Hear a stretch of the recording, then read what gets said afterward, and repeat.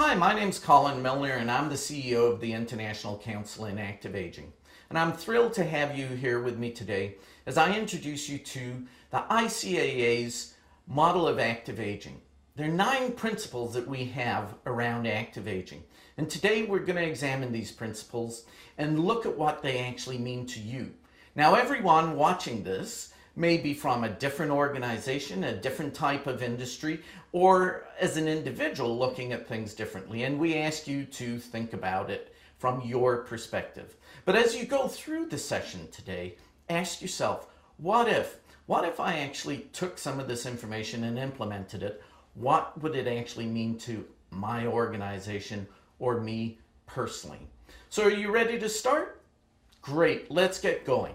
As we go through this session, I want you to think at the end of each section, ask yourself who, what, why, when, where, and with whom are you actually going to implement these different principles? And of course, how.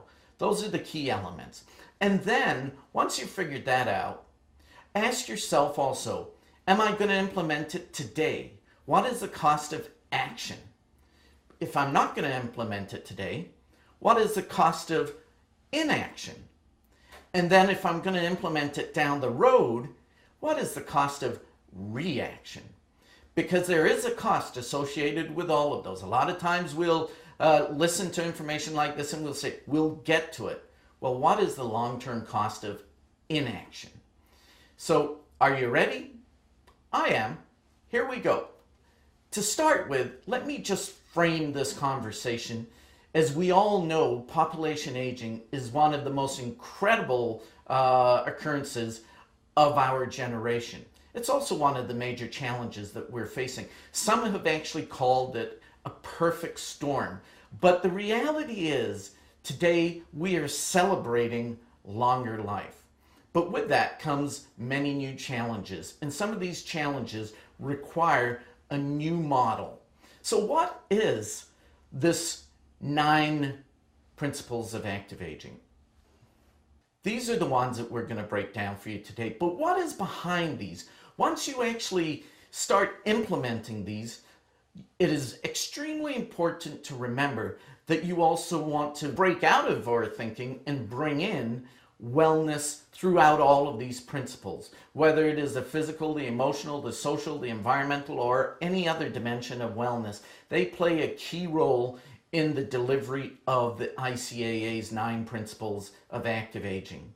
And when you've actually figured out what are these principles and the dimensions of wellness that come into these principles, then you can look at how do these principles actually impact governments, healthcare, product providers, cities, employers, individuals, all different areas throughout society. So, let's get started, shall we? The first principle, as I mentioned, is populations.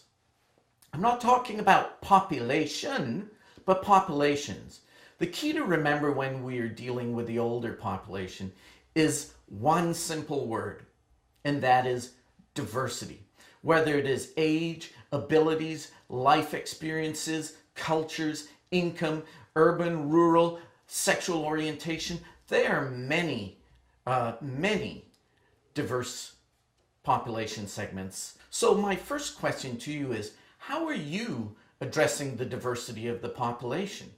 Are you addressing your Asian population as Aegis Senior Living or Origins Retirement Community does with an Asian-only retirement community? Or are you addressing the LGBT communities? Matter of fact, the first LGBT, which is lesbian, gay, transvestite, and bisexual, senior living communities have launched. And now in New York, we also have the first LGBT senior centers. Are you actually addressing this segment? And if not, why not? And what would the implication be if you are? So what are you doing to address all areas of abilities? Whether it is the elite athlete, the fit individual, the independent individual, the frail, or the dependent.